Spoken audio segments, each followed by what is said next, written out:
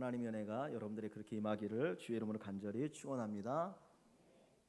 지난 주간에 경주에 지진이 있었죠. 5.8 강진이라고 하는데 우리나라에서 쉽게 볼 수 없는 강진으로 인해서 많은 분들이 놀랐습니다. 얘기하다 보면 서울에서 느꼈느냐 못 느꼈느냐 그 얘기 많이 하시더라고요. 어제도 이렇게 몇 분 모여서 얘기하는데 그 지진 느꼈냐고, 저는 뉴스 보고 알았는데 그 느끼신 분들도 있고 그렇더라고요. 근데 참 감사한 거는 그래도 큰 어떤 피해 없이 참 이렇게 지나갔다는 게 너무나 감사하고요. 그러면서 생각드는 게 뭐냐면, 우리가 일본에 안 살고 한국에 산다는 게 얼마나 큰 은혜인가. 일본은 여름, 가을 되면 태풍 엄청나게 몰아오잖아요. 그리고 또 지진이 많고 몇 년 전에도 큰 지진 때문에 그냥 일본이 그냥 완전히 그냥 속된 말로 쑥대밭 된 거 보면 참 우리가 이 땅에 산다는 게 얼마나 큰 복인가, 참 감사하면 좋겠습니다. 그래서 저와 여러분들이 하나님 앞에 항상 감사하면 좋겠는데, 1923년에 일본에 관동 대지진이 있었습니다. 7.8의 강진이었는데 이때 얼마나 큰 피해가 있었냐면 약 10만에서 14만 명이 죽었다고 그래요. 3만 7천 명이 실종되었고, 그리고 건물이 10만 9천 채가 완전히 무너졌고 10만 3천 채가 반파되어지는 어마어마한 그런 피해가 일어난 지진이 있었습니다. 근데 그때에도 놀라운 거는 하나의 건물이 온전했다는 거예요. 다른 건물들은 다 박삭 주저앉았는데 그 도쿄에 있는 임페리얼 호텔이라고 하는 그 빌딩만은 조금도 손상을 입지 않고 견고하게 서 있었다고 합니다. 사람들이 놀란 거죠. 근데 이 임페리얼 호텔을 건축한 사람이 누구냐, 미국의 건축가인데 프랑크 로이드 라이트라고 하는 분이 설계를 해서 4년간 그 건물을 지었습니다. 근데 2년 동안은 기초 작업을 했대요.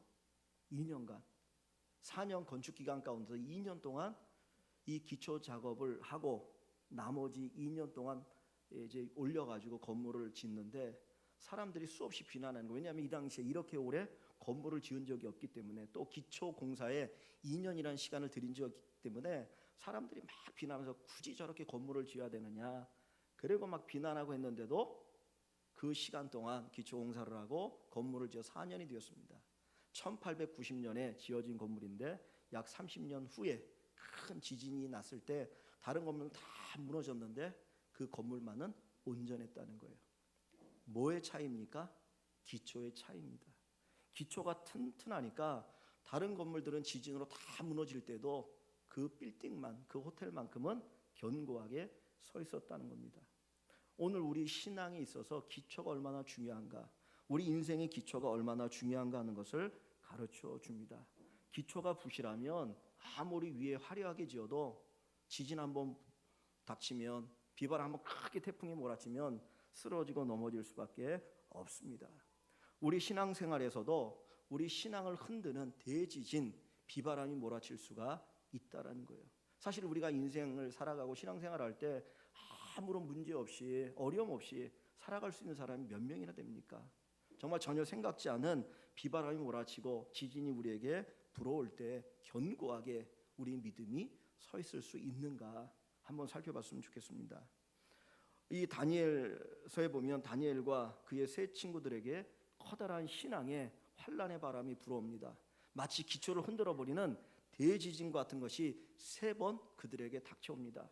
첫째는 뭐냐면 이 다니엘과 그의 친구들이 나라가 망하고 바벨론의 포로로 끌려갔습니다. 거기서 왕궁학교에 들어가게 됩니다. 왕이 관리들을 양성하는 학교인데 이제 거기에 들어가서 생활하는데 3년을 거기에서 교육을 받아요. 근데 특별히 그들에게 왕이 관심이 있기 때문에 왕이 하사하는 고기가 있고 포도주가 있습니다. 정말 좋은 것들입니다. 그런데 문제는 이 포도주나 고기가 우상에게 제물로 바쳐진 다음에 내려온다는 거예요. 이 다니엘과 그의 친구들은 하나님을 섬기는 사람이었기 때문에 오늘 우리가 읽은 말씀처럼 이 고기와 포도주로 인하여 우리를 더럽힐 수 없다라는 거예요. 어떻게 해야 될까요? 이 다니엘과 그의 친구들은 환관장을 찾아갑니다. 우리는 하나님을 섬기는 사람이라 이 우상에게 바쳐진 고기와 포도주를 먹을 수 없습니다. 죄송하지만 딱 열흘만 우리를 시험해 보십시오. 우리는 채소를 열흘 동안 먹을 테니까 열흘 후에 고기와 포도주를 먹는 사람과 우리를 비교해서 우리 얼굴 빛이 초췌하면 그 다음에 마음대로 하십시오. 그러나 그 후에 보시고 판단하면 좋겠습니다. 열흘이 지났습니다. 고기를 먹는 사람보다 그들의 얼굴이 더 환하게 빛납니다. 그래서 첫 번째 시험 환난을 이겨나갑니다. 두 번째, 이 다니엘의 친구들이 이제 왕관학교를 졸업하고 관리들이 되었습니다. 근데 바벨론의 왕이 큰 신상을 세워놓습니다.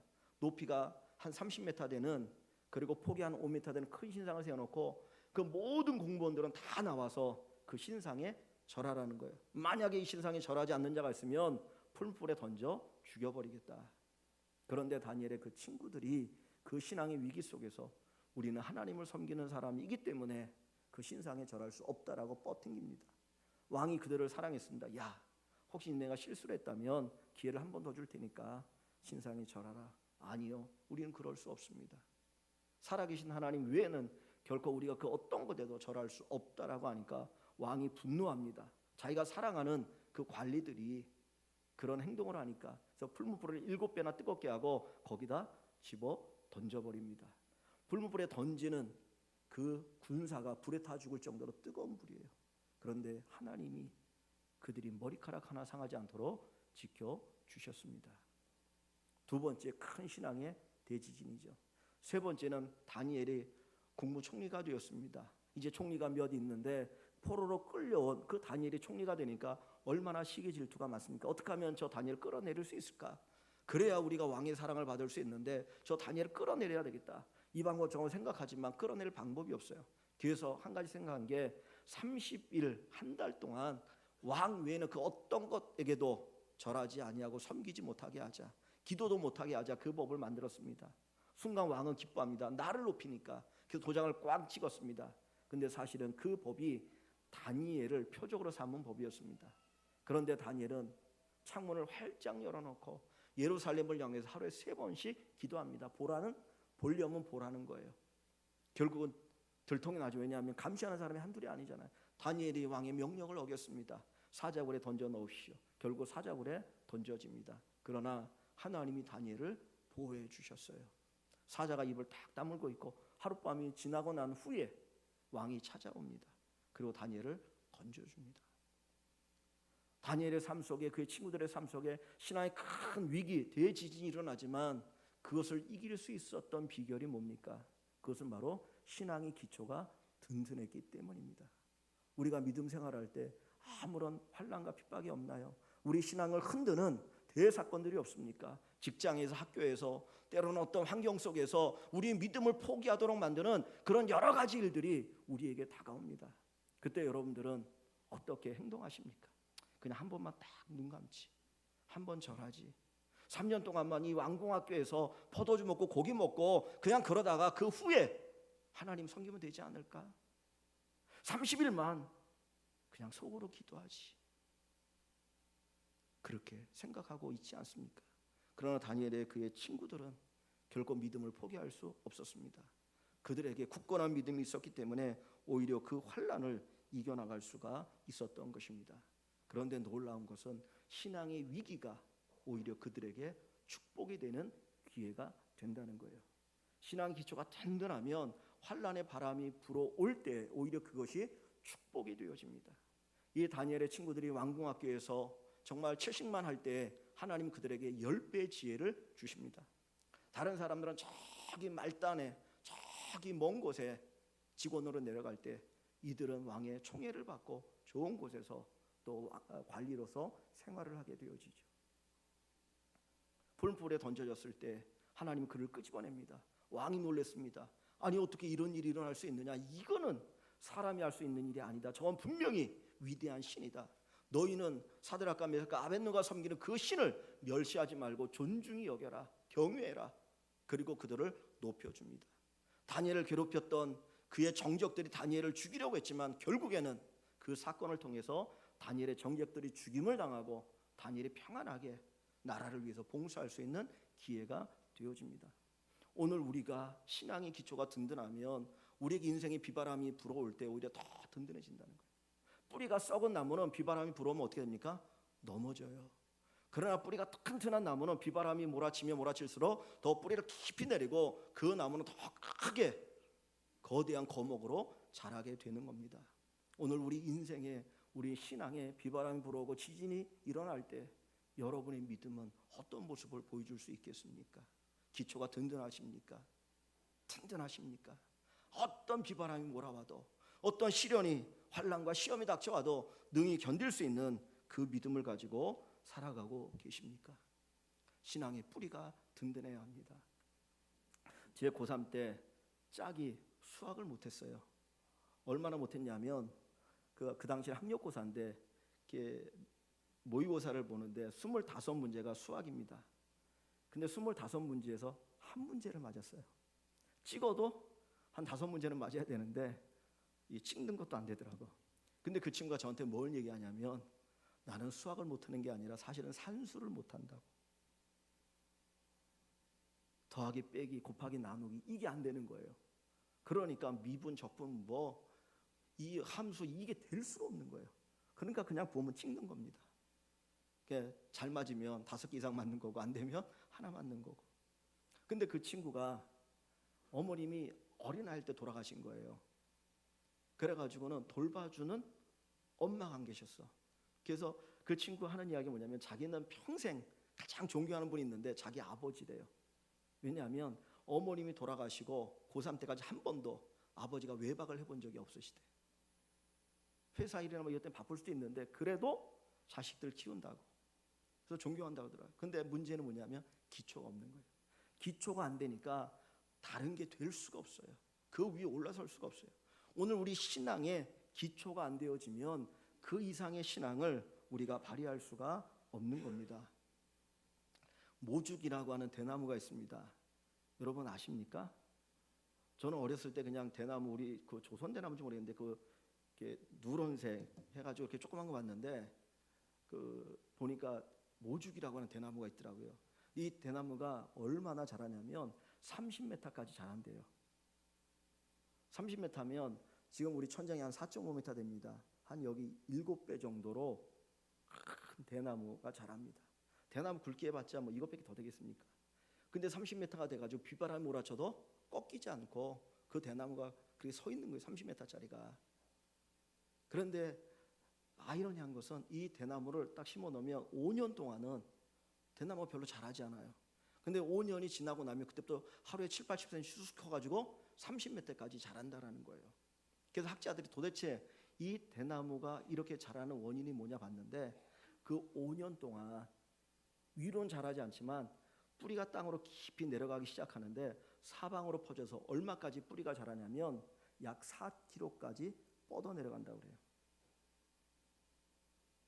그러니까 사방으로 뿌리가 그렇게 깊이 뻗어 내려가고 든든하니까 위로 30m까지 자라고 비바람이 몰아쳐도 그 대나무가 꺾이지 않는 거예요. 오늘 우리 믿음에 있어서 기초가 튼튼해야 합니다. 신앙이 튼튼하면 기초가 튼튼하면 아름다운 열매를 맺을 수 있고 또 어떤 비바람이 몰아쳐도 오히려 그것이 우리에게 축복의 기회가 되어질 수가 있는 겁니다. 제가 젊을 때 지금도 젊지만 대학 다닐 때 참 그런 비판적인 부분도 있었어요. 예배만 잘 드리면 되냐? 헌금만 잘하면 돼? 밖에서 인정받아야지. 교회에 대해서 그리스도인들에 대해서 그런 비판적인 일들을 생각도 했었고 많은 사람들이 교회를 향해서 그런 비판을 했습니다. 그런데 제가 목회하면서 느끼는 게 뭐냐면 예배를 잘 드려도 하나님 앞에 드릴 거 제대로 드려도 사회에서 때로는 손가락질 당한다면 예배 제대로 안 드리는데 하나님 앞에 제대로 섬기지 못하는데 사회에서 인정받을 수 있겠는가? 목회자가 되어서 성도들을 바라보면 보입니다. 정말 하나님 앞에 제대로 예배드리고 신앙생활을 바르게 하려고 하는 분이 왜 세상에 나가서 비난받겠습니까? 아니에요. 기초가 든든하면 거기에 따른 열매가 있습니다. 하나님을 두려워하지 않는데 어떻게 세상에 나가서 사람들 앞에서 바르고 진실되고 거룩한 삶을 살아갈 수 있습니까? 아니라는 겁니다. 예배 제대로 드리는 사람이, 하나님 앞에 들어가 제대로 드리는 사람이, 하나님의 교회를 아름답게 섬기는 사람이 교회에서도 인정받고 사회에서도 인정받지, 하나님 앞에 제대로 못하는데 어떻게 사회에서 인정받을 수 있겠습니까? 우린 종종 초대교회로 돌아가자, 초대교회로 돌아가자라고 하는 구호를 외칩니다. 초대교회가 어떻게 보면 모든 세대 교회의 모범이에요. 초대교회의 모습이 이런 교회, 이런 모습의 교회를 닮아야 된다라고 이야기합니다. 그 초대교회 모습이 어떻습니까? 사도행전 2장과 4장에 보면 성도들이 자기의 재산을 팔아서 가난한 자들에게 나눠줘요. 누가 요구하지도 않았어요. 그들이 자기의 것들을 팔아가지고 교회 안에 어려운 성도들을 구제하기 시작하는 겁니다. 그러니까 교회 다니지 않고 예수 믿지 않는 사람들이 야, 저 사람들 봐라, 저거 뭐 하는 거야, 뭐 하는 거야? 어떻게 저런 일이 있을 수 있어? 그리고 많은 사람들이 놀랐고, 그리고 베드로가 설교할 때 3,000명이 회개하고 돌아온 역사들이 막 일어나기 시작해요. 근데 그들이 그런 삶을 살 수 있었던 건 뭡니까? 공산주의가 뭐예요? 함께 생산, 함께 쓰자는 거지 않습니까? 근데 됩니까? 실패하잖아요.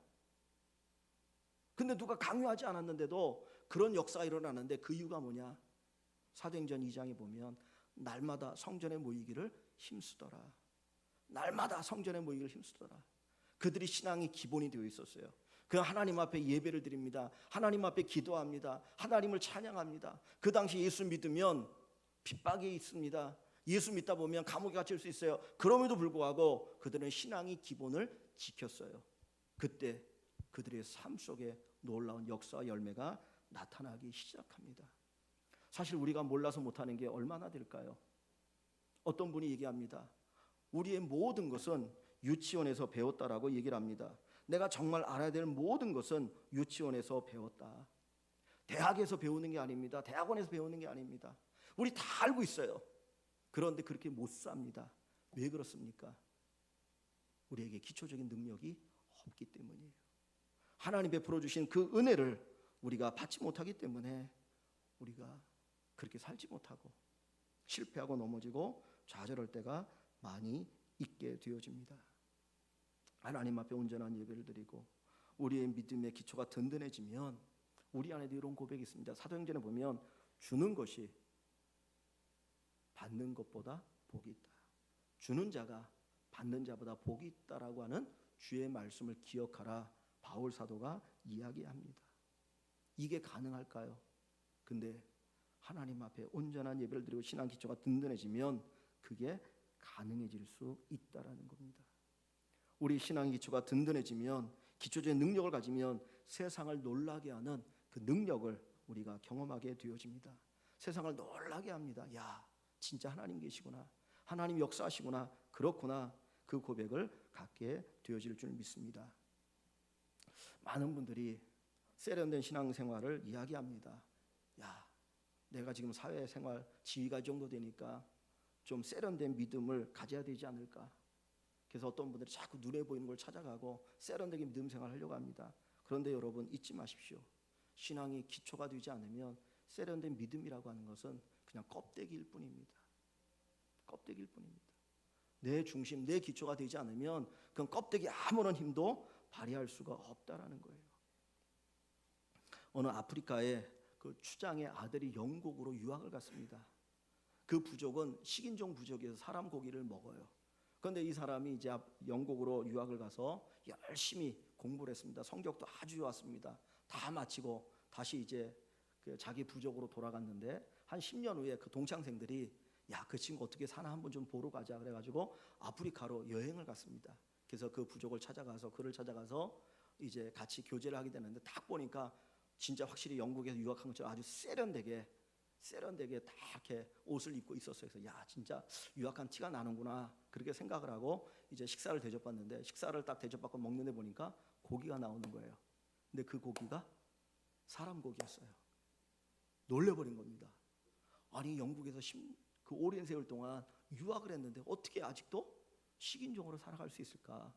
그래가지고 이제 그 친구들이 물었습니다. 야, 너는 영국에서 유학을 했는데 어떻게 식인종이 되어서 사람 고기를 먹을 수 있느냐? 그랬더니 이 친구 하는 이야기가, 그래서 다른 우리 부족의 사람들은 손으로 먹는데 나는 포크로 먹는다고. 그게 세련됨입니까? 본질이 안 바뀌는 거예요.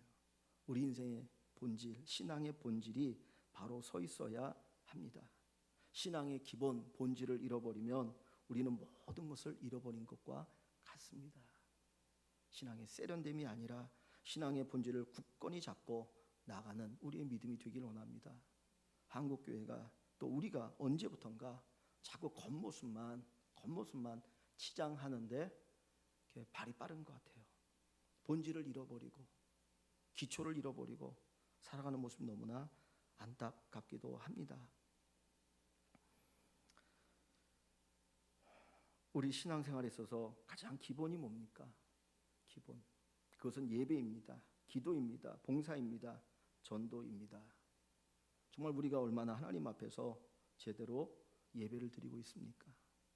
정말 내가 예배를 드릴 때마다 내 중심에서 하나님 감사합니다. 나를 구원하시고 나를 사랑하시고 나에게 은혜를 주심을 감사합니다. 그 고백을 담아서 예배를 드리고 있는지, 아니면 그냥 드려야 되는 예배니까 드리고 있는지 한번 우리의 삶을 돌아볼 수 있으면 좋겠습니다. 제가 가슴 아픈 거는 모든 목회자들이나 정말 한국 교회를 안타까움 한번 바라본 들이 안타까워하는 건 뭐냐면 주일 성수를 잃어버렸다는 거예요. 주일 성수를 잃어버렸다. 여러분, 주일 성수란 말을 기억하십니까? 주일을 거룩하게 지키는 것. 우리가 하나님 앞에 주일을 지킬 때 얼마나 거룩하게 예배하면서 지키기를 원하고 계십니까?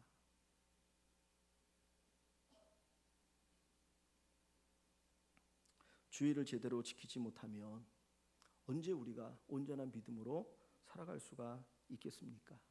주일날 하나님 앞에 예배하고 주일날 하나님 앞에 바로 섬기고 교제하고 봉사하는 가운데 힘을 얻어서 우리가 세상 속에서 승리자가 되어지고 정말 거룩함을 드러낼 수 있어야 하지 않겠습니까?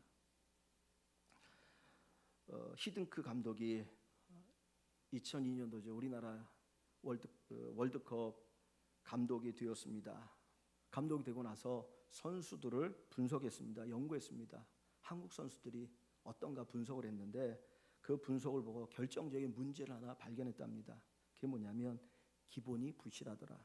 기초 체력이 부실하더라.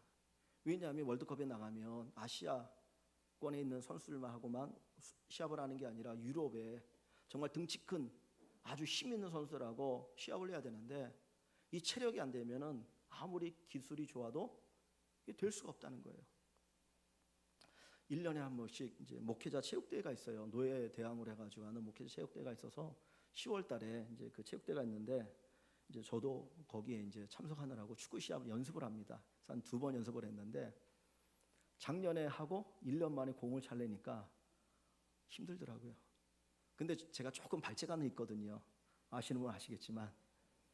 그래서 목사님 그래도 잘하네요 그러는데 체력이 안 되는 거예요. 한 2주 전에 이제 처음 연습을 했는데 5분 뛰고 나니까 하늘이 노래지고 답답한, 공이 앞에 있는데 그걸 못 쫓아가겠는 거예요. 내가 그 공만 잡으면 골을 넣을 수 있을 것 같은데 안 돼요. 깨달은 게 있었는데 뭐냐면 기술이 중요한 게 아니라 체력이 중요하더라. 체력이 안 되면 기술이 있어도 아무 소용이 없어요. 근데 어떤 목사님은 진짜 몸이 빵빵해. 그런데 체력이 좋으니까 그냥 쫓아다니다 보니까 기회가 생겨요. 그냥 골을 넣더라고. 우리에게 영적 체력이 중요합니다. 영적 기초가 중요합니다. 영적 체력이 안 되면 하나님이 우리에게 은사를 주고 뭐 줘도 그거 감당할 길이 없다라는 거예요. 조금만 주님의 일을 하고도 지쳐가지고 힘들어. 아니면 누가 어째서 불평 불만이 막 나올 수밖에 없어요. 기본이 중요합니다. 영적 체력을 길러가는 저와 여러분이 되었으면 좋겠습니다. 이 사회 속에서 때로는 교회가 비난받기도 합니다. 뭐 이런 비난 저런 비난 있기도 많이 한데 가장 근본적으로 해결돼야 될 부분은 기본적인 믿음의 회복인 것 같아요. 기본적인 믿음의 회복. 이게 회복되지 않으면 사실 다른 문제들 아무리 애를 써도 해결되지 않습니다. 여러분에게 한번 질문을 던지고 싶어요. 예수 천당 불신 지옥 믿으십니까? 정말 믿으십니까? 예수 천당 불신 지옥. 제 친구 목사님 가운데 명동에서 노방전도하는 분이 있어요. 큰 프랭카드 그냥 등에다 짊어지고 예수 천당 불신 지옥 한글로, 영어로, 일본어로, 중국어로 쓰면서 외치고 다닙니다. 학교 다닐 때도 옷 등에다가 예수 천당 불신 지옥 시뻘겋게 써붙이고 다니고 그랬던 친구거든요. 근데 모르겠습니다. 방법의 문제는 있을 수 있지만 예수 천당 불신 지옥, 우리에게 그 기본적인 믿음이 있느냐는 거예요. 정말 예수 믿어야 천국 가고 안 믿으면 지옥 가느냐? 천국이 있고 지옥이 있음을 믿으십니까? 우리 신앙을 다시 한번 점검해 볼 수 있으면 좋겠습니다. 내가 온전한 예배를 드리고 있는가? 말씀 가운데 있는가? 정말 기도하는 삶을 살고 있는가? 저도 안 가봤지만 여러분 가운데 대부분 안 가봤을 텐데 영국 런던에 가면 웨스트민스터 사원이 있습니다. 사원이라고 하는데 예배당이에요. 예배당.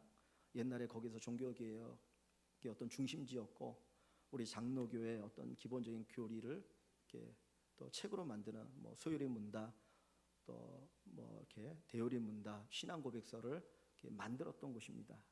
유명한 곳인데 그 영국에 여행을 가시면 거기를 꼭 들려보게 됩니다. 그러면 안내원이 이제 그 소개를 하는 거예요. 이 웨스트민스터 사원이 언제 생겼고 어떤 내력을 가지고 있고, 그리고 사원 밑에 이제 그 유럽의 교회들은 밑에 무덤이 있잖아요. 그러니까 요 밑에는 누가 묻혀 있고 누가 묻혀 있고 누가 쫙 내력을 얘기합니다. 그리고 이 안에 어떤 프로그램이 있다는 얘기합니다. 다 들었습니다. 그때 어떤 한 여집사님이 이제 질문한다고 손을 들었습니다. 질문 한 가지가 있습니다. 뭔데 물어보십시오 했더니 하는 얘기가, 요 근래에 이 웨스트민스터 사원을 통해서 예수 믿고 구원받은 사람이 몇 명이나 됩니까? 사실 그 예배당의 본질이 뭡니까? 바로 그거 아닌가요? 근데 그게 빠져버린 거예요. 건물의 화려함, 거기에 누가 묻혀 있느냐 그건 얘기하지만 정말 그 교회 건물을 통해서 예수를 믿고 구원받은 자가 있느냐? 오늘 우리 일광교회 이 예배당 건물을 통해서 정말 새롭게 예수 믿고 구원받는 사람이 있는가? 가장 본질적인 질문을 던져보면 좋겠습니다. 신앙의 기본을 다시 한번 돌아봤으면 좋겠습니다. 예수님 말씀합니다. 반석 위에 세운 건물은 비바람이 몰아치고 지진이 나도 끄떡하지 않는다. 그러나 모래 위에 세운 집은 비바람이 몰아치고 지진이 나면 폭삭 무너진다. 여러분의 신앙은 어떠합니까? 반석 위에 세운 신앙입니까? 아니면 모래 위에 세운 신앙입니까? 새벽 기도에 나오시는 분들이 많이 계십니다. 많이 나올 때는 한 20여 분 나오시는 것 같아요. 너무 감사한데 우리 교회 성도님들도 있고 또 다른 교회 다니신 분들도 있고 그런데 새벽에 나와서 기도하는 너무 감사하죠.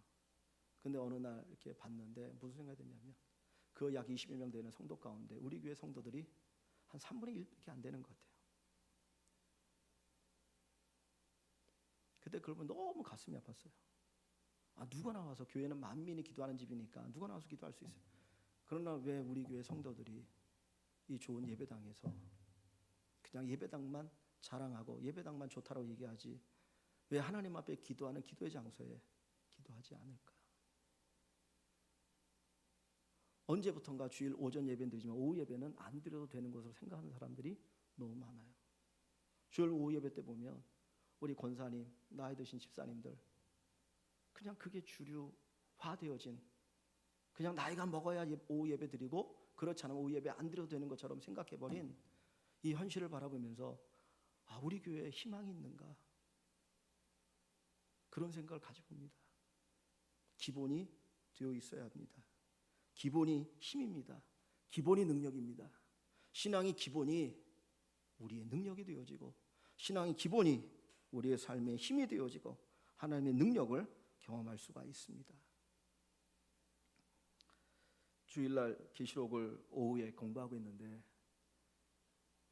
그 재앙이 나오잖아요. 뭐 인재앙도 나오고 나팔재앙도 나오고 대접재앙도 나옵니다. 근데 그것을 쭉 보면서 느끼는 게 뭐냐면 영적 타락, 영적 타락이 재앙이구나. 믿음을 점점 잃어버린 것 그거 자체가 재앙이라는 거예요.